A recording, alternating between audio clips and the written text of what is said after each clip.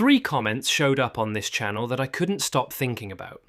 One person said, "Please stop using AI in your videos, it's bad for the environment." Another warned that generating images by AI is haram. A third asked whether AI video creating speaking humans is haram and said it scares them.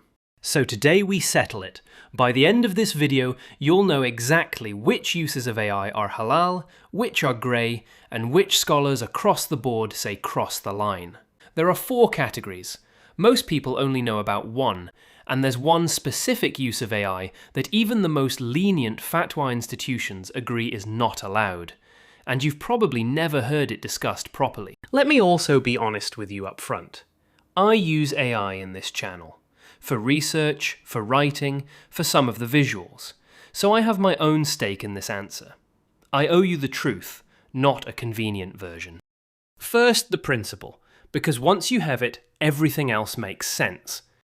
In Islamic law, there's a category called al-alat, which means tools or instruments. The classical scholars established a clear rule about tools. They are permissible by default, and the ruling on the tool follows the ruling on what it's used for. A pen is halal. A pen used to write a love letter to a stranger's wife is not. The pen didn't change, the use did. AI is a tool. The default ruling is permissibility. What flips it is what you build with it. If you want to support the work that goes into breaking down questions like this with real sources, the channel membership is in the description, and there's a new Discord now for deeper conversations. Link below. Category 1. AI as a productivity tool. Research, writing, coding, analysis, accelerating work in your career or business. Completely permissible across every scholarly position I reviewed. About Islam, Sunnah Web, Islam QA, the Egyptian Dar al-Ifta, none of them have a problem with this.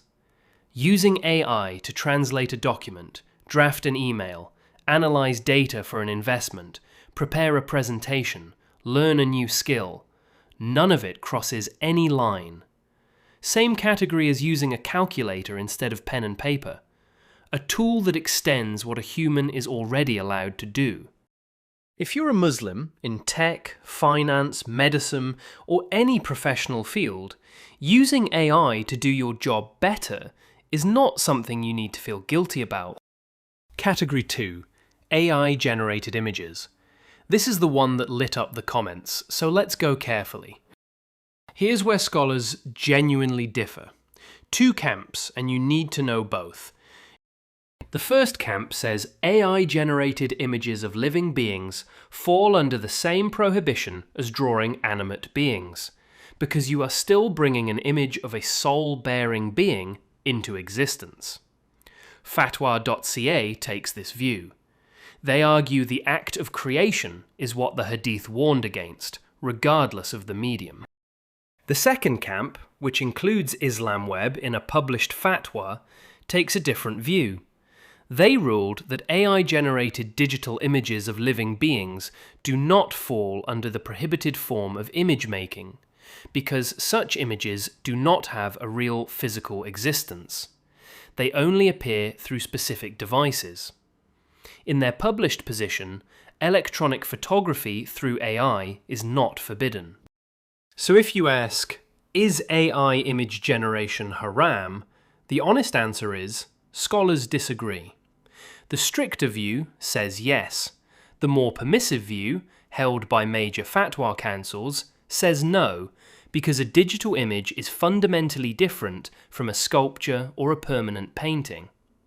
What both camps agree on is that AI-generated explicit content, content mocking religion, or content used to deceive is haram. Regardless of which view you follow on the base question. Category 3. To imitate humans deceptively. Voice cloning to impersonate someone, deep fakes of real people saying things they never said, are used to spread disinformation. Haram across the board. Every school, every fatwa body. This isn't really about AI.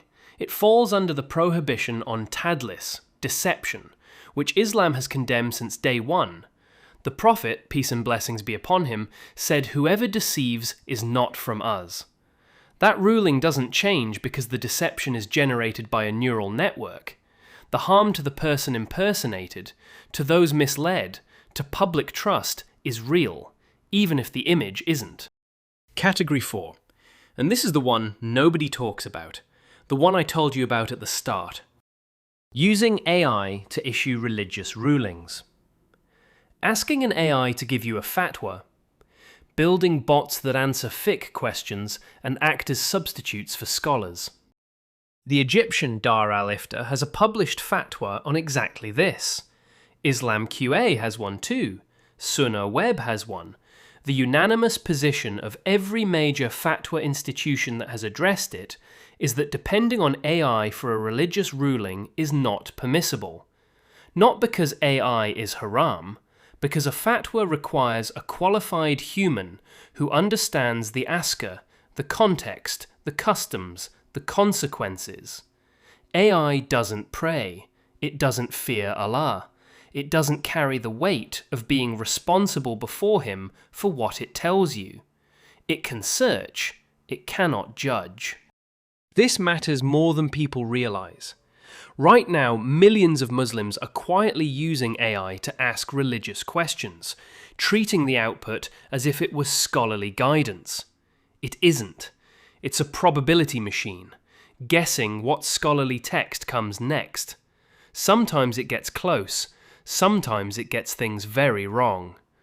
The moment you act on it without checking with a real scholar, the responsibility shifts to you. So now, the verdict on all four. A. I for productivity. Research, work, study. Permissible across every position. Use it to grow your career, your business, your knowledge. AI-generated images of living beings. Scholars are divided. The stricter view says haram, by analogy with drawing. The more permissive view, including Islam Web, says permissible, because digital images lack physical existence. You choose which view you follow after studying it honestly. A. I use to deceive, impersonate, or mislead. Haram universally. The technology is new, the prohibition is 14 centuries old. AI used as a substitute for scholarly fatwa. Impermissible by the agreement of every major fatwa body that has addressed it. Use AI to search. Use it to learn. Don't use it to replace the humans Allah commanded you to ask. Now back to where this started. Should I, as a creator, stop using AI in my videos? I've thought about this honestly. I use AI for research, scripting, and voiceover production. That's solidly category 1. The visual side of the channel is the stickman, which I've already addressed in the drawing video, as stylized symbolic art, not realistic depiction of animate beings. So I won't pretend I've stopped using AI. What I will do is be transparent, keep the content honest, and never use AI to invent rulings, fake voices, or generate anything I'd be ashamed to show Allah. To the brother who asked me to stop, I hear you and I respect the concern. The environmental critiques of AI are real and worth taking seriously, even if they aren't strictly fiqh questions. That's part of why I'm honest about using it. Every fatwa I used is in the description, along with the free WhatsApp channel and the new Discord. If the work helps you, the membership is right there too. AI is one of the biggest tools humanity has ever built. It's not playing God, it's not creating souls, it's a calculator that learned to write. Whether it serves you or replaces what should be yours, that's not the technology's choice. I'm your Islamic friend.